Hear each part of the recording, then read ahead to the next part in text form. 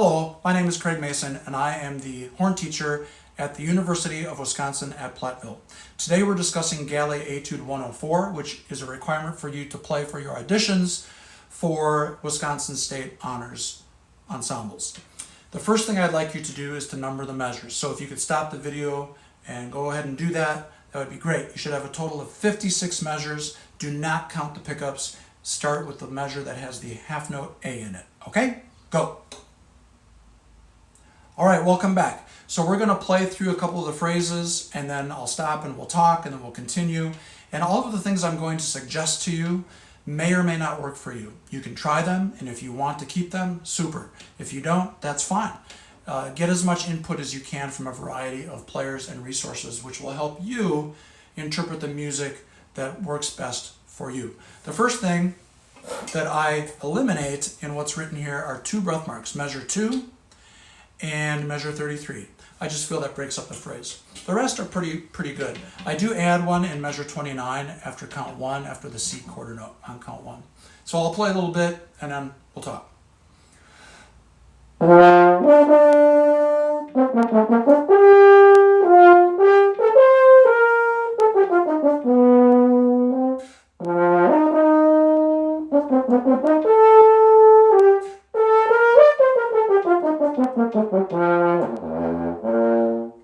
Okay, so that I tried to do that like that, and you know I had a little frack in there, but that's going to happen once in a while. And I hope you can hear how that taking that breath out helps push into that next part of the etude. Now, in measure 8, it's important to figure out how you're going to finger that measure. There's a variety of ways to do it. You can do the C open, of course, but I'm referring mostly to the F on count 3. So you can do that first or thumb, right? I tend to do it with thumb. It just feels a little bit more easier to get to that note. And I've experimented actually with doing the lower C, thumb 1 and 3, and you can certainly try that, but I felt that that was too awkward, so I just stopped doing that. Now, tempo, it's good to establish a tempo. Try to keep it as steady as you can. However, after you've learned it at that tempo, then you can start to push and pull the tempo a little bit because it's, you know, it's kind of a romantic piece, so we want to romanticize the phrasing just a little bit. So here we go. I'm going to continue on into measure 9.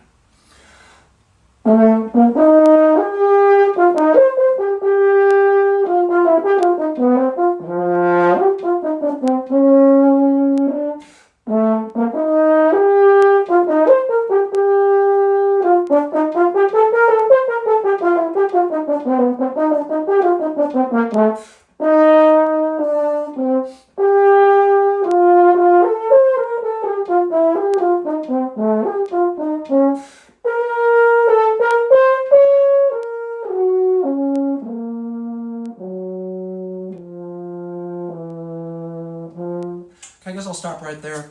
Again, I had a couple missed notes, but I'm not going to go back and redo it. So I forgot to tell you that in measure 18 after count 1, sometimes I do a quick sip of air there because it helps me get all the way to where I just ended to count 1 of measure 25. Now, you'll hear that I did push and pull the tempo just a little bit, but again, that's what I feel. You know, I learned it straight, and then I went back through and I decided where was the phrase going, what was the music telling me, and then that's how I phrased it. Now, let's continue on in this next little phrase, be-da-dum, be-da-dum.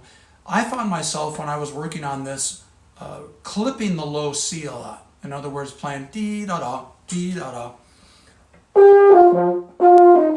And I really had to make a conscious effort of making sure that that quarter note was nice and long. So we'll play up to the fermata.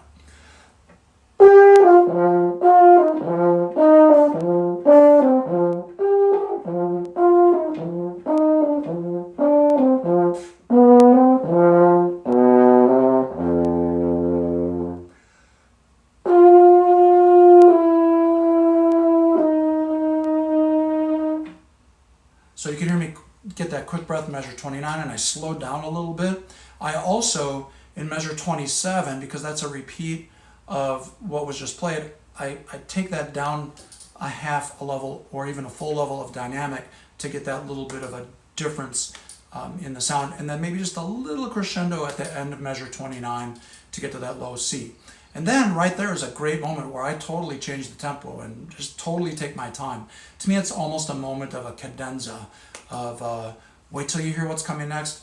Okay, here I go, boom. And then that fermata note, the B flat, typically we want to hold that for more than the half note that came before it. So maybe 3 beats. And then take a grand pause there before you continue on. So here we go. I tend to do the recapitulation similar, and then we have the minor con espressione, and that I back off a little bit and phrase that a little bit from volume standpoint. And then so I'll do up to there, and then we'll talk about the ending.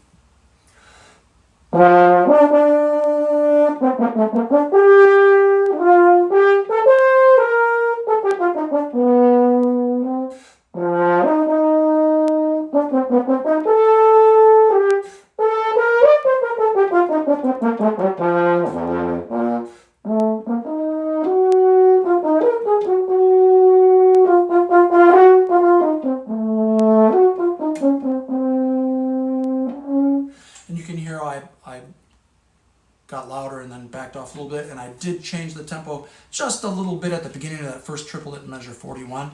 Again, I've tried it a variety of ways, and right now, at least this is how it feels good to me.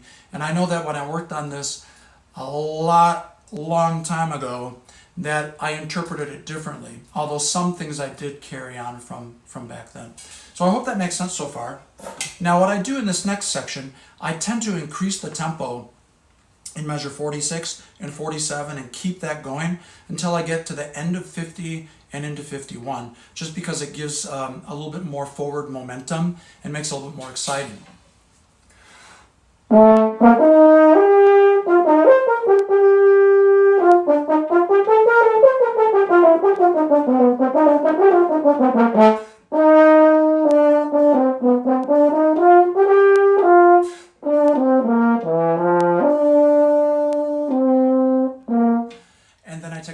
And then I continue on with kind of going back to the original tempo so it relaxes just a little bit.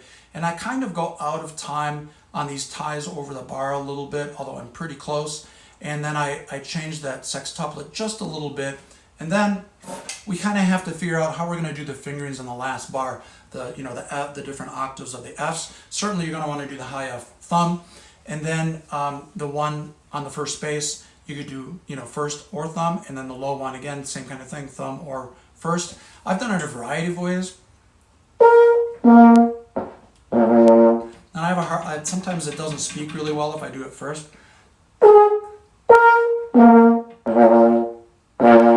And I've tried it thumb the whole time.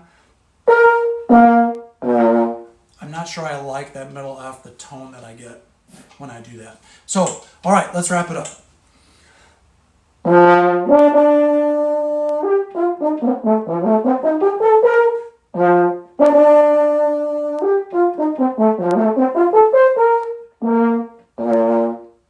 So there you go. You could certainly hear I made a couple of errors, and that's okay. I think as you're playing this piece and you're working on it, expect those errors. Don't beat yourself up about it. Just do it again and keep working on it and make it better, better, better, and better. And I hope some of my ideas might help you interpret the piece a little bit better. But the one thing you want to keep in mind is this is just a moment for you during the audition to kind of show off a little bit and to show your musicality. So you can push and pull a little bit. But again, you generally want to do those first couple of phrases, 2 or 3 phrases, in time for the most part. And then you can start to do some changing a little bit later. If you would like to contact me and get some advice or do a lesson over Zoom or however you want to do it, or just ask me some questions, I am certainly willing to do that for you. And I wish you all the luck with your audition, and bravo for going for it. I know that us teachers out in the music world really appreciate you and appreciate everything that you do. So continue, and hopefully we'll see you in the future.